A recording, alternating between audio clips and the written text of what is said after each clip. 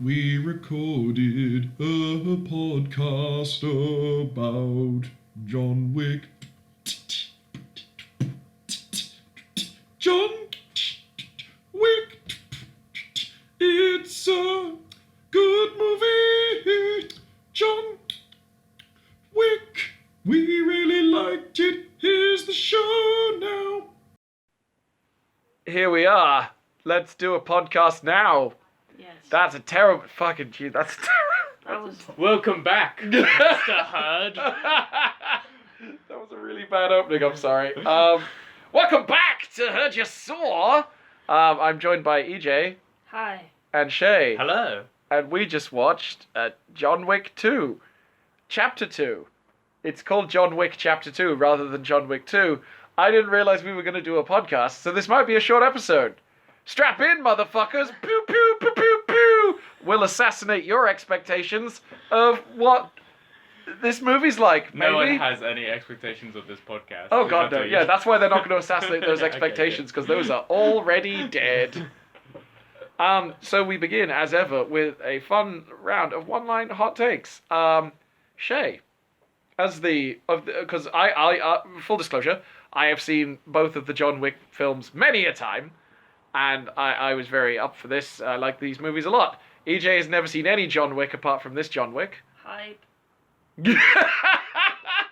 And Shay has seen John Wick 1 and now John Wick 2. Yes, this is the first. What was your one-line hot take of John Wick 2?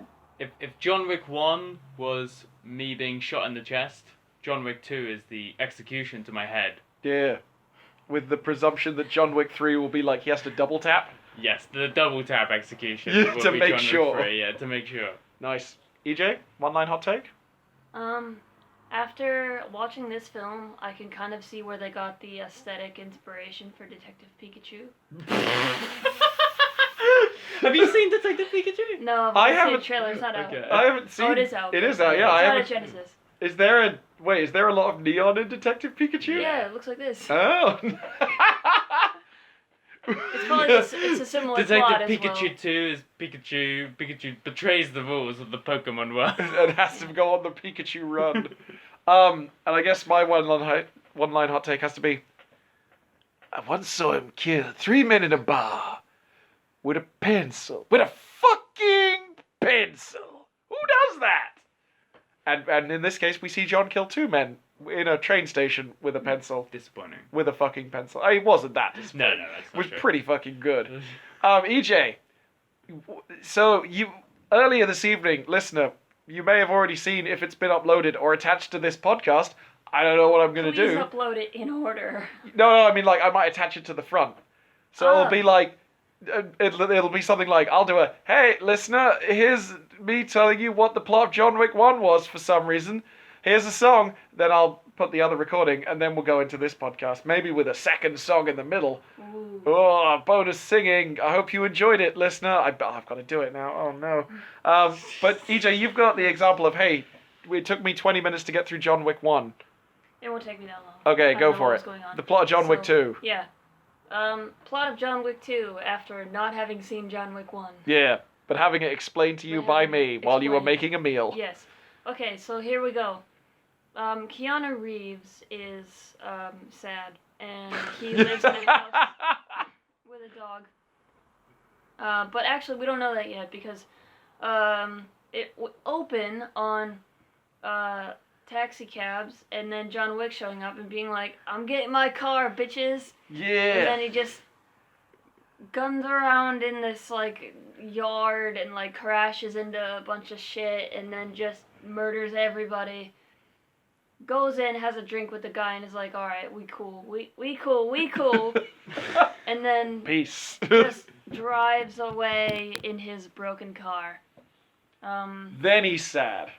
Then he's sad. We meet his dog, who's very cute but doesn't have a name, which is a bit revealing of his personality, I suppose. He lives in a house that's you described as what? Moderately nice? Yeah. That's like a mansion. Okay, he lives in a very nice house. Okay. My primary Yeah. memories of those houses are him being in it and being sad, him being in it and murdering people, and then it being blown up. Oh, word, yeah. Yeah, the Not interior. many happy Spoiler memories alert. attached to it. Yeah. Some guy shows up and he's like, "Hey, I'm Italian and you owe me a blood debt." And he's like, "Oh shit, I'm out of the game, mate. Already buried all my guns in the basement. Poured fresh Again. concrete just recently." You could have done this 10 minutes ago. Yeah. No. I had the guns out and everything. He's like, "Well, you don't really have a choice because your blood is in this circle of metal." And he's like, "Fuck."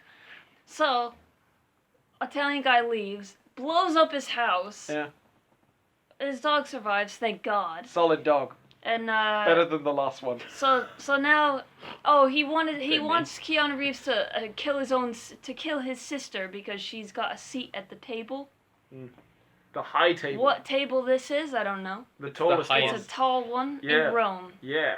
So he's like, "Oh well, fuck, better go kill this lady." Goes to Rome, and is like, "Oh, I'll stay at this hotel that it's a chain. It's for assassins." It's not a quaint independent in New York. Is it? He stays at Assassin Hotel, and he's like, "Okay, I'll get my guns. Some guy's gonna make me a suit." And he's got, what else does he do? He gets the plans and the keys. Oh yeah, gets plans and keys. He's going in through some catacombs. Comes out. There's this banging party. Yeah. And then he goes into this cave with this lady, and he's like, "Oh, gotta kill you." And she's like, "Fuck, I'm gonna slit my own wrists, 'cause fuck you guys." Gets into a pool, dies, and he's like, shoots her in the head just to be sure. Because he's always got to be sure. I think Theme. it's more proof, like, yeah, I was Yeah. here, I did this. Yeah. Fair. And at that point I was kind of like, well, shit, didn't need all that. Now he just leaves. But then he kills like 50 people in the cave. Yep. And some dude chases him. And then they end up back at the hotel. And Some dude in this Yeah. movie played by Common. oh, was that him? That was Common, yeah. Oh, word. End up back at the hotel, and there's a bounty on his head, and it's 7 million. 7 mil, yep. And now he's like, well, fuck, I got fucked over by this dude, kind of. But also we saw it coming? I don't know. And he gets back to New York. Every fucking person there is an assassin and is trying to kill him. Yep. New York be crazy. Kills a bunch of random people in the street. Meets a homeless king. Goes underground. It's very under the Silver Lake. Yeah, it's very... That's a very specific... Oh, we didn't do a podcast on Yeah, that. good, it was terrible. Goes into MoMA and is like, I'm gonna fuck you guys up. And he kills like 5 billion people in MoMA. It's a lot. And then everybody goes into the Hall of Mirrors. Yes. Shoots everything in it. Crashes through many a mirror. Kills Ruby Rose. Who was introduced earlier in the film, but you didn't mention it. Yeah, she wasn't that important. And then It's true, she isn't that important. No. She's the guy he escapes, the Italian guy escapes to the hotel, which, important note that I didn't mention at all. You're not allowed to kill assassins at the hotel because it's like in Capture the Flag, it's like a safe zone where you can't like get anybody out. Yeah, It's very similar. noted. So this guy's just sitting there eating a steak, being a dickhead, and John Wick's like, you know what? Fuck it. Shoots him in the head. Yeah. So, and then Jonathan. gets goes home and sits in the ruins of his house with his dog, as you do. Yep. Gets picked up by some guy, and then they're like, you know what? We could kill you, but we won't. You have an hour, and sends out an international invitation to kill John Wick, and he's like, fuck, better limp away. Runs. That's it. Chapter 3 is next. Boom. That was actually pretty concise, and you did cover most of the major plot beats. There's not much plot to this movie. True, to be it's fair. pretty simple. It's It's- just like, here we go. Yeah. It's Yeah. very slow, very simple, very beautifully shot. Yeah. Mother God, the camera work in this movie's great. Yeah. So, Shay. Yeah, they're both very simple films, aren't they? Yeah. They're both like... You took 20 minutes to recount the first one. Yeah. Something tells me that could have been faster. It could have been a lot faster. Essentially, it's... But I wanted to try and make sure that EJ understood the nuances of the first movie. It was helpful when watching this one to have had that in-depth recount. Yeah, that you, the listener, also heard. And the sound of EJ making their dinner. Yeah! Yep. It's all in there. Shay. What I like about this film Yeah. is that... So the first one is kind of shot not in a same style, almost. It's got moments of, like, cold sterility, and it's not fully... John's not fully immersed in the world yet. Mm. But there's, like, little... You have that bit in glimpses the nightclub in the red circle Yeah. where it goes like full neon ghost mode, and in killing the people. Continental's own nightclub just Yeah. before the red circle. And it's like he puts his like the neon is like symbolic of him being in the world of assassins. Yeah. And the whole third act of this movie is like bright colours, mirrors, cool lighting. But even in the first act, like the motorbike chase is neon straight away. It's like It's that very big 80s purple neon. like so it's here we are, John is back. John is back in the world. And what I like is that what's really cool about the first one, what I think everyone took away from it, was all the rules of the world are really cool. Yeah. So with this film, they've just gone, well, the world is the cool thing, so we'll just build on top of that and make the plot kind of center around the rules itself. Mm. And now the third one is going to be about the consequences of breaking the rules. Yeah. So first off, it's like the consequences of messing with John Wick. Yep. The consequences of getting back into the world of assassins. Yeah, bringing John Wick back to like peak John Wick. And then the third one is the consequences of breaking the rules of the whole world that you've established over 2 movies. Yeah. So it's exciting. It is exciting. He's gonna ride a horse. Really? There's a bit in the trailer for the third one where he's riding a horse while having a fight with some dudes who are riding motorbikes. Oh, Morton's really upset about that. Why? He says that because there's 6 of them, like 3 on each side in a row, and like apparently all of them take out swords. Yes. And he was like, one side takes them all at the same time, and the other side take them out like one at a time, like dominoes. And he's really upset that they don't match up. That it's not complete. He thinks that they should have chose one or the other, which is fair enough. I haven't seen it, so I can't. Oh say. yeah, I feel like he's nitpicking there. I mean, Morton nitpick? From a trailer, really? No. I don't know. What? That seems like an important moment. No. I appreciate his attention to detail. He's got sharp eyes, that boy. He does. I know you won't listen to this episode, Morton, but Morton doesn't listen to any episode. he should. Yeah, Not we even the ones frequently give him so much shit. EJ, what did you make your first foray into the world of John Wick? Really liked it. Yeah. Loads of guns, which usually I'm not that into, but it was really fucking cool. Yeah. Um, There's so much attention to detail in the gun choreography in these movies. just like, I liked how slow it was in terms, it's like an old film. Like, they take their time with everything. They don't give a fuck about making it fast-paced. I appreciate that from them.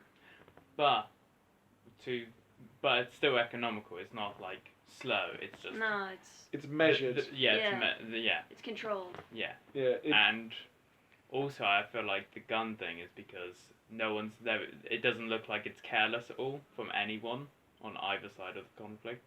Yeah. Their gunfights, it's all very controlled and they know what they're doing. And that's what's so funny about the scene when Cassian... Oh, the bit in the When they're fucking in- train station. Yeah, Cassian... so they're in for the listeners at home, they're in the Oculus, which is the big white inside of a whale style train station at the World Trade Center now. Inside of a whale style. That's what it feels like. It's ridiculous. Okay. Yeah, go on. Yeah. Everyone can picture it. Oh, yeah. Oh, You all know the Oculus. They would, like, it's well, if super they don't, famous they know now. what an inside of a whale's like, so... Exactly. Oh, yeah. Except but brightly lit. It's like a Yeah, whale it's with like good interior white. lighting. Yeah. Yeah. So Cassian, whose ward is the woman that slits her wrists. Yeah. Gianna, Yeah. He goes after John and, like, chases him. And they're on different levels in that train station. And just, there's crowds around, but they're just, like, very subtly shooting each other with, like, pistols with silencers, so no one can see them doing it, but Yeah. they're just taking it out of their coat and taking a couple of shots at each other every so And often. affecting like a fast walk. They're Yeah. just Yeah. briskly walking through like pew pew pew. It's like rush hour, and they're just shooting at each other from two different levels. It's so good. Yeah. That moment is just fucking fantastic.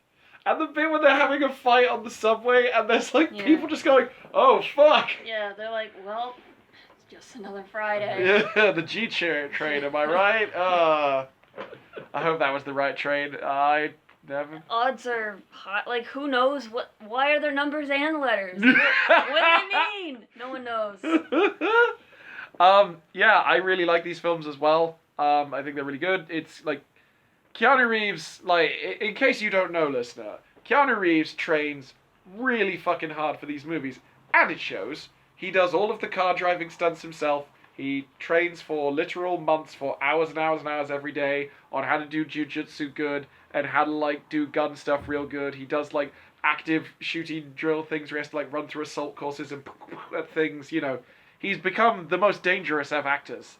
But equally, you can see and feel that in all of the choreography, that it's like they don't need to hide anything or blur Yeah. anything. The camera is actually really clear and steady with what it Yeah. wants to show you. That Wide you can, shots. yeah, and there's lots of like them doing complicated things, and it just follows the action really, really well. Yeah. None of this like fucking handy cam. We need to mask the Cutting on impact. hits. Exactly. It's like, oh god, he got fucking like the amount of stairs that Keanu Reeves goes down in this movie. Like, Yeah. it's only 2 flights, but one of them is really big. It might as well be like 6 flights of stairs. Yeah, It's he just ridiculous. rolls the fuck down them, and you're like, Jesus Christ, Keanu. And Corbin as well. They're just like, ah! The only thing I didn't like in this movie was his haircut. Oh, you're not a fan of the Why like. can't you see his ears? He's an assassin. He's always listening, but he doesn't want you to know. It's freaky. I also like. I mentioned off mic that well, actually I think on mic because we did the recording. Maybe I can't remember what I said in the Anyway, I think a movie's pair I would compare this to is The Raid as well. That like Oh, yeah. in the same way, The Raid 1, really tight, really focused, small scale story of like a bunch of cops go and arrest a guy who lives in a tower block. It's full of criminals and they get locked in. They have to punch fight their way to survival. That's the whole movie. Done. Cool fights. There's more nuance to it than that, but it's mostly that.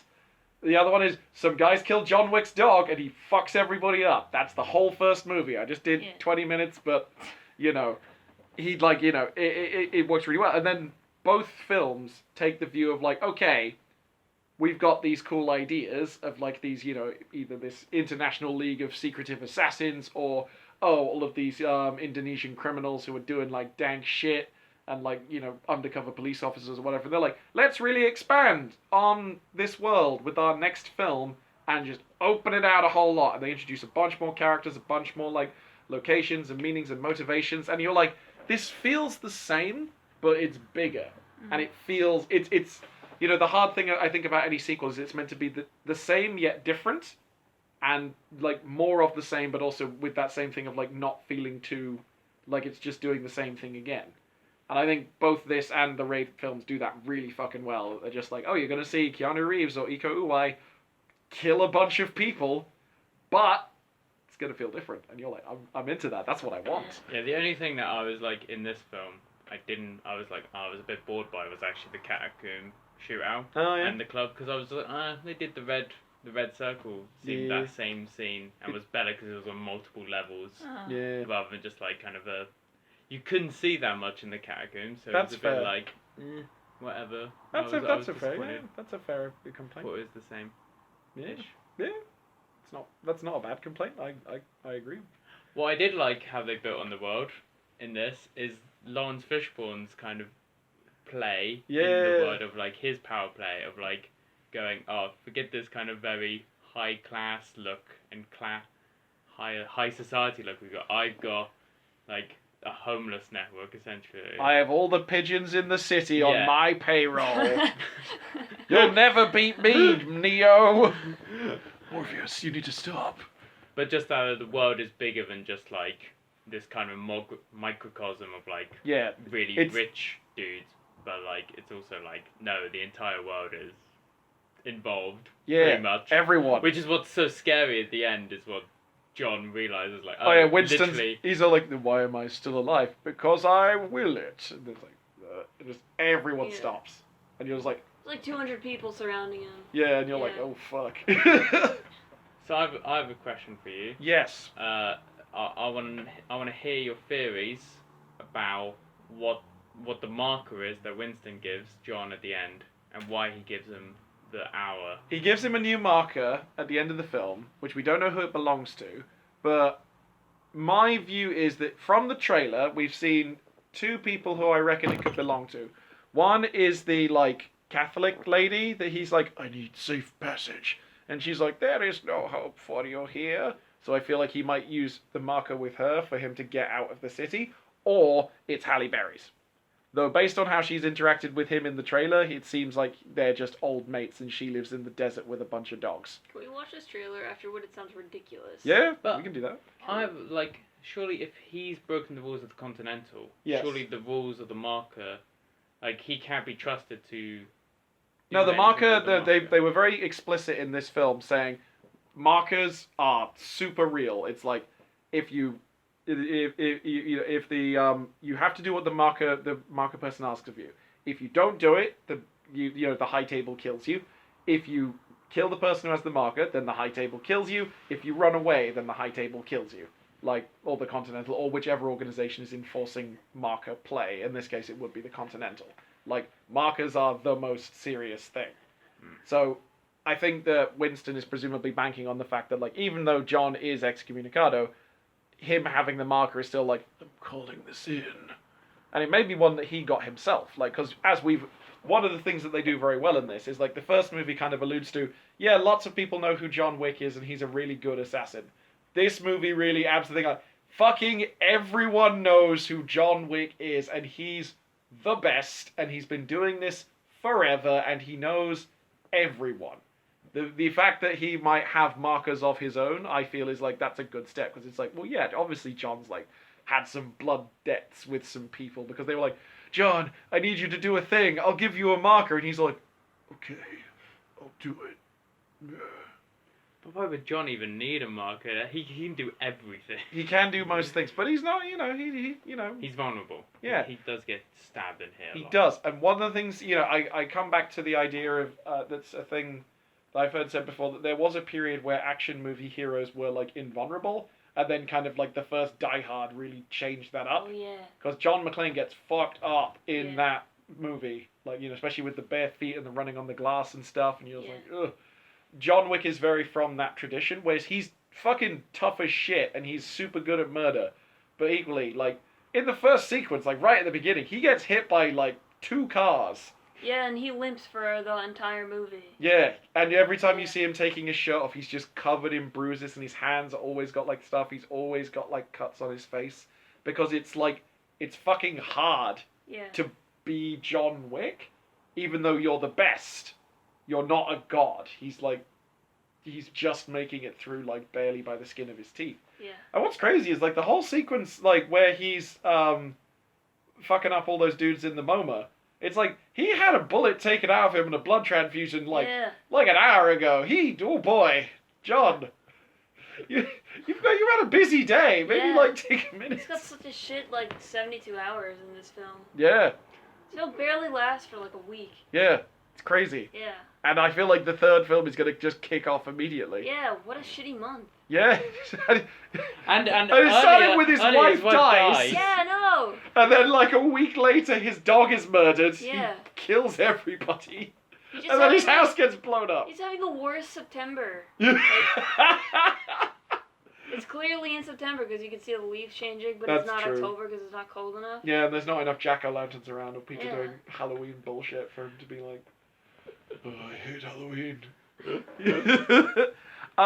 Do we have anything else to say about John Wick 2? I mean, what I liked is Go him, for it. like, when he's like, he goes to Italy and he gets his suitcase and he sees his gun and he screams and he's like, "Ah!" and he's like, "Oh shit, poor John." yeah, He thought he might be out, but he's not. he hates it. But so at the end, when he chooses to betray the rules of the Continental, Yeah.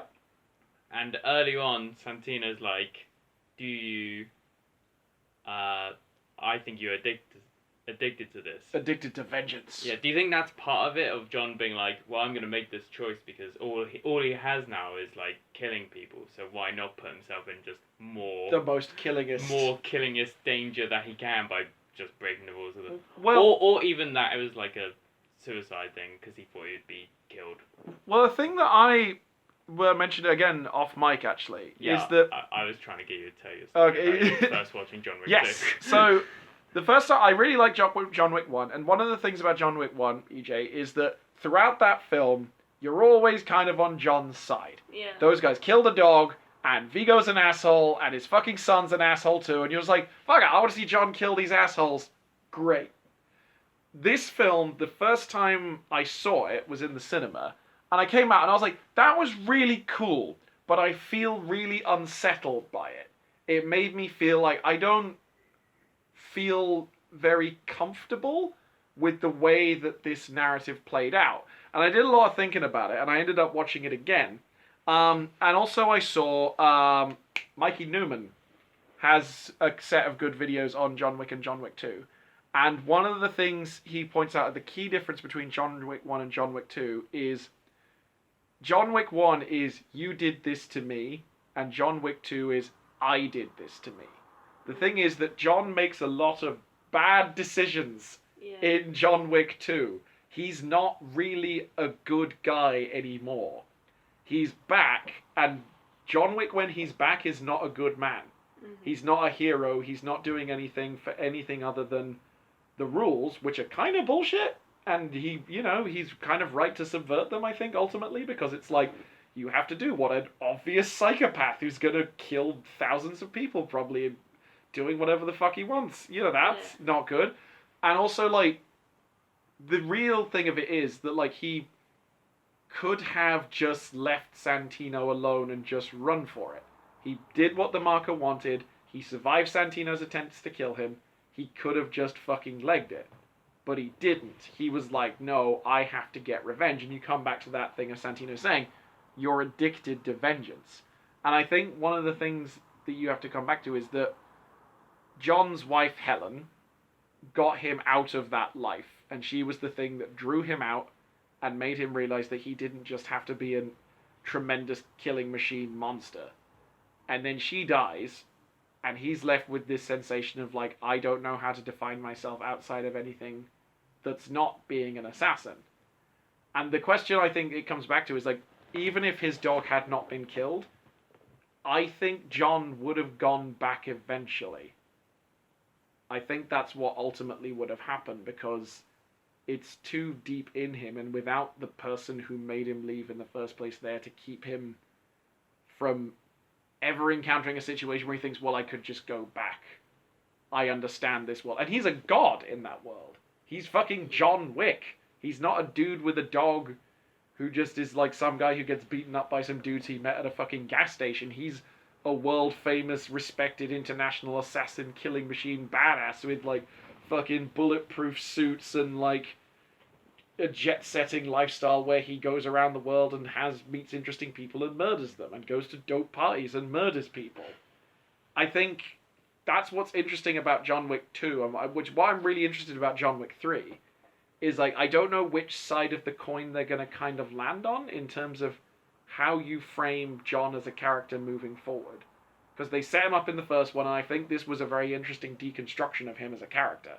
Of being like, this is what happens when you push him, and you have this rage inside him, and this desire for murder, and this willingness to do horrendous things.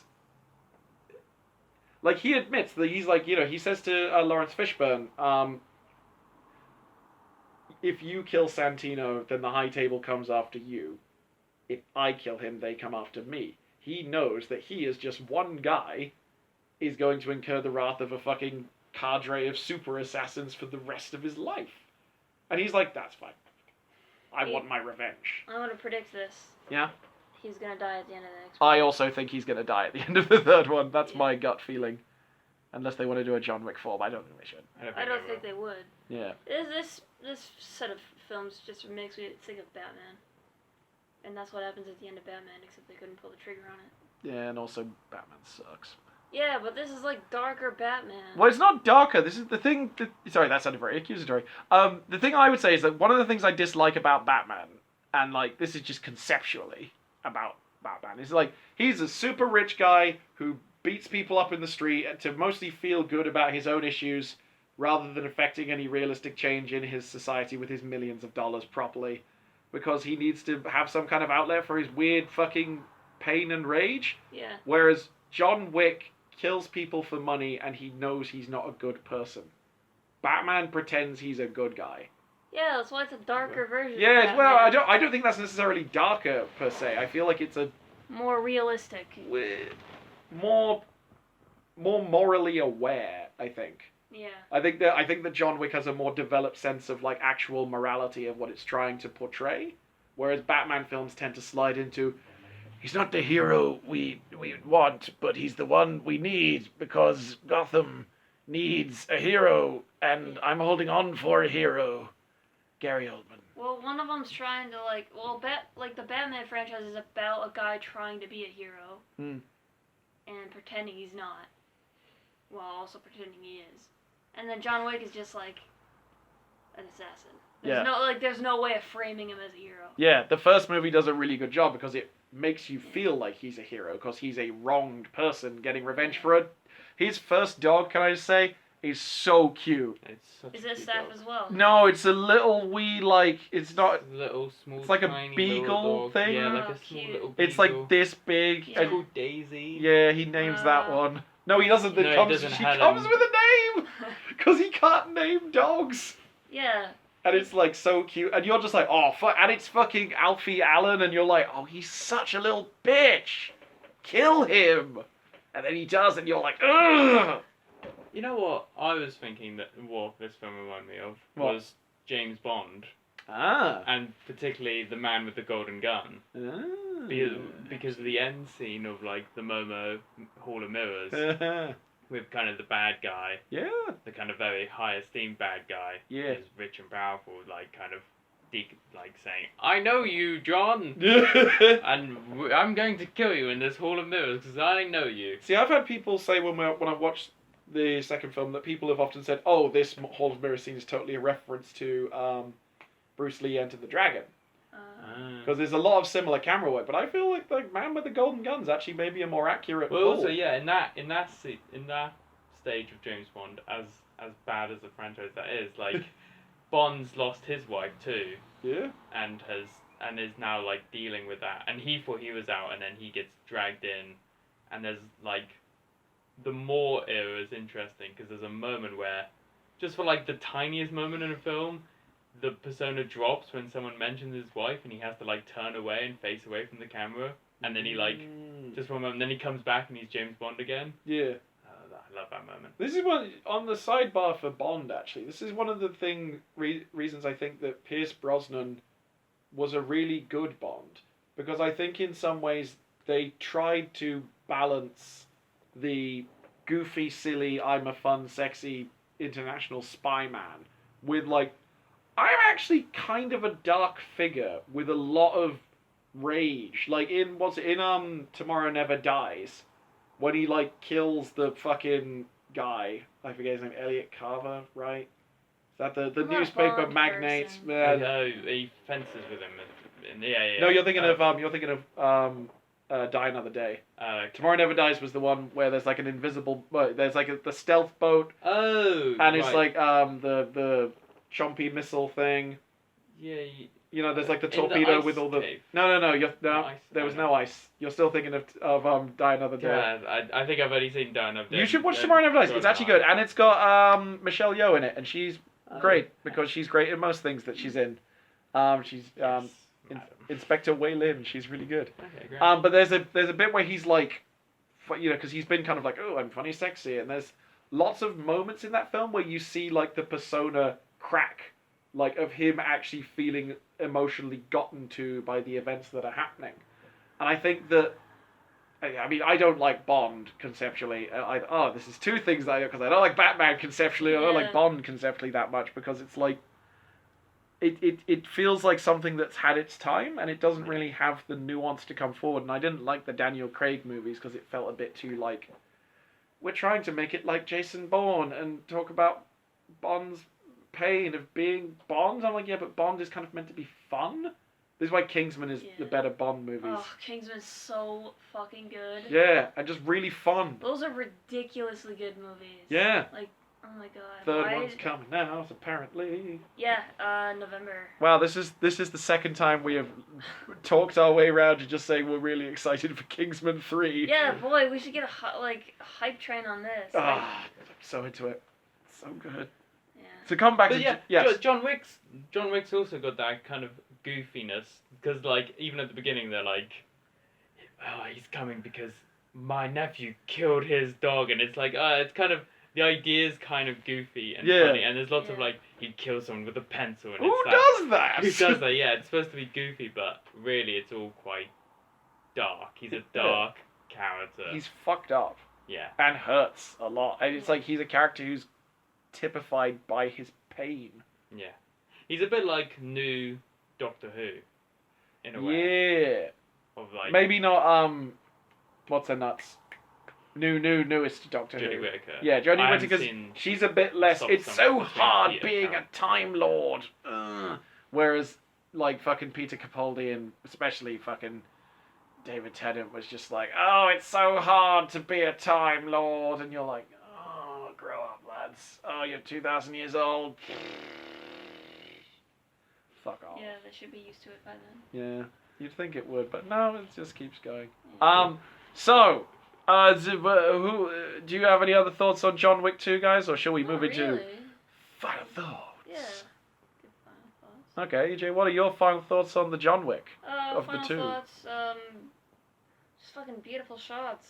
So good. Hyped for the third one. Curious to see whether it's not even enough for Morton. You're gonna be watching those motorcyclists with their swords, like. I'm gonna look for the symmetry. Yeah. But no, to be fair, this is a very symmetrical movie. It's like there's some really nicely composed shots in it. That one when he's going through the mirror door and then it opens, he's actually Oh, behind the fuck mirror door, off, that was God. such and you're a just like, good fuck, shot. come on. And in the mirror shot, Yeah, just gorgeous. So good, good. so good. Yeah. It's like, Jesus Christ. Ah! so good. Shay, what's your final thoughts? I realised watching the film that I am quite happy with the limited amount of money I have. And I would never, ever, ever try and kill John Wick for any amount of money. No amount? No We amount. all I agreed don't that $2 million from the first movie was That's like. very low. This is low. Was that like pre-crash? No, this came. And also, they hadn't quite figured out the rules, because, like, Miss Perkins goes for $4 million Yeah, to kill him in the Continental. yeah. And She either might just be a fucking idiot. Yeah, clearly she is, because she doesn't realise the repercussions of that. Yeah, and then Lich, as we said, gets shot in the head by 4 people at once from 4 different directions. Oh, cool. It's fucking nuts. Winston's all like, you broke the rules. Your membership is revoked. It's revoked. Just like, whereas like 7 million? Well, Yeah. or- Winston's a lot That's still more... low. It's still low, I wouldn't do it. Yeah. Winston's also very queer-coded in the first film. Much more in the in this one, he's a bit toned down. Yeah. But he has more to do. He does have more to do in this film. I don't know, Sorry, there's- we There's weren't final thoughts. nothing We to were do with almost his there. sexuality in this film. in this film, yeah, he's very like, he's just sort of, hello, I'm here to sort of go, he did warn you. No one has any sexuality in this film. No, one thing, here's a question, right? One of the things that a friend of mine Yeah, it was weird objected to... when she got naked. Yes. The head. I was a bit like, oh, this doesn't feel like John Wick, the world. I was like, oh, what's going on? Why this doesn't fit in the world. But then she kills herself. Well, even then, like, someone put it to me, just saying, like, didn't you think it was, like, kind of exploitative that, like, the only major speaking female character, like, you know, almost immediately gets naked and kills herself? And I was like, well, partly, I mean, you can look at the idea of, like, disposable females or whatever, you know, but the thing that I came back to is that the way that sequence is shot is that there is zero titillation. Mm-hmm. It feels like Keanu Reeves does a really good job of like, John is obviously quite uncomfortable with what's happening and is very like, fuck. And for a guy who's like a mega good assassin, he has lots of moments going like, I'm not really sure what's happening. Oh no. Yeah. Jesus. And I think the camera doesn't feel like a lascivious male gazy kind of shot. It's not. Yeah, it felt very like she's putting herself into this ultimate position of vulnerability, like to the point of literally mostly killing herself, in the first place. In some ways, to go out on her terms, but also because she knows she can't compete with John's strength. Yeah. She combats that strength with vulnerability, and you can see it's so alien for John as a character that he's like, I don't know what the fuck's going on. And he walks over and he holds her hand. Yeah. It's a really interesting moment, I think, of like both humanizing him because he holds her hand and then shoots her in the fucking head. Yeah. The dynamics are very, very interesting, I think. I feel like this franchise just thinks a lot about like even the premise of the first one is like his wife dies, and for most action films that would be the motivation, plot instigator. Yeah. But this film's like, well, we want a character dealing with grief, and that's what we want. Yeah. But rather than her being fridged, and therefore starting the plot, it's the dog that is. Yeah. Well, and as he said, his method of grief is what gets fridged. He's denied his ability to process his negative emotions in any kind of constructive or healing way, and all that's left to him is violence. And that's clearly like a well thought out thing of like, maybe in a first draft it was just his wife gets killed, and then someone was like, actually, I think that's not what should happen. And someone's like, oh yeah, I'll think about it. And it is so much more interesting that like, no matter what he does, no matter who he kills, John can never have revenge or closure for the death of his wife. Because no one killed her. She just... Yeah, that's indirect. Yeah, she just died. And sometimes people just die. And it feels unjust and empty and cruel. And there's no way to put those emotions. Like, you can't direct it at the cancer or the boss or whatever. It's just like... These things fucking happen. And it's like, that's a really realistic thing to sort of ground a character in from moment one. Well, in his world, it's unheard of. It's only death on purpose. Mm. No single person does accidental death in this movie. No. So. They either choose to kill themselves or they are killed in combat. If his entire thing is like, I have total control over whether or not you live. The woman who got undressed took his control away, but he still tried to take it back in the end. Yeah. Kind of failed. But then, like, if his only thing is like, oh, I lost control, I couldn't stop my wife dying or this dog dying, then it's like, his whole rampage is like, I want control over everyone dying. Yeah. You know? And then ultimately the film ends with him having, okay, you have no control whatsoever anymore. Yeah. We're going to throw the entire world at you. Yeah. And you don't have any of your resources, you don't have any friends anymore. You're alone now, because that's what happens when you try and control things. God, there's a lot of layers. There's layers to these movies. Yeah. It's really good. I should do my final thoughts, so then we should probably stop recording. Oh, really? Oh, do we have a podcast in this? And we've almost got to 45 minutes of talking about John Wick 2. And admittedly about other things, but yeah. You should do 2 different episodes. The first one is like a bonus of your recap. My recap, yeah. Otherwise it's a little too long. Otherwise it's like going to be like an hour. I mean, we've done longer. Aquaman. So yeah, for my final thoughts... John Wick really reminded me of Aquaman, guys, and this is why... Sorry, no. Both Keanu Reeves and Jason Momoa have beards. For my final thoughts, these movies are really good. Keanu Reeves clearly cares a lot about doing them well, which I really like, and I was thinking actually there was a moment when he was talking to Lawrence Fishburne, and quite apart from that, oh, it's Neo and Morpheus back together, yay! But there was something in the way that specifically Keanu Reeves delivers dialogue that I was thinking back to like, man, he was a really good choice for Klaatu in the remake of The Day the Earth Stood Still, because he is slightly alien. Like, he doesn't quite speak or have the mannerisms of what you would consider an everyday person. His speech is very careful and constructed. And I was just left with this sense of like, man, that really works for John Wick as a character, because he's someone who the primary way he interacts with people is short, okay, here's a coin, or he shoots them. Yeah.